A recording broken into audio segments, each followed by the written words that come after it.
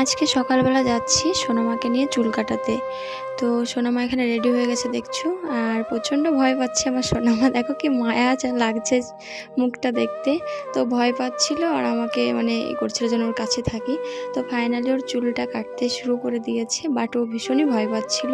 ও এমনিতে ভয় পায়, কিন্তু আমরা কেউ যদি থাকি ওর সাথে তাহলে অতটা ভয় পায় না। আর এখানে দেখো ঠাকুরমশাই পুজো করছে দোকানে। তো সোনামার চুলটা এখান থেকে কাটিয়ে নেব, নিয়ে একটু যাবো সোনামার জন্য কিছু কেনাকাটা করতে। আর এখানে দেখো চুলটা কাটতেও শুরু করে দিয়েছে সোনামার। এবার চুলটা কাটা হয়ে যাবে, হয়ে গেলে আমরা যাব। এই যে দেখো আমরা চলে এসেছি, আমরা স্টেশনারির দোকানে এসেছি সোনামার জন্য চুড়ি কিনতে। বাট এখানে একটা চুড়িও হচ্ছিল না, ওর হাতের একটাই হচ্ছিল, আর সেটাই ওর জামার ম্যাচিংয়ে হয়ে গেছে। Good luck. আর পুরো ভিডিওটাতে তোমাকে না, তোমাদেরকে আমার মুখটা দেখানো হয়নি, বাট এই লাস্ট মোমেন্টে এসে আমার মুখটা একটু দেখে নাও। তো ভিডিওটা শেষ করছি, সবাই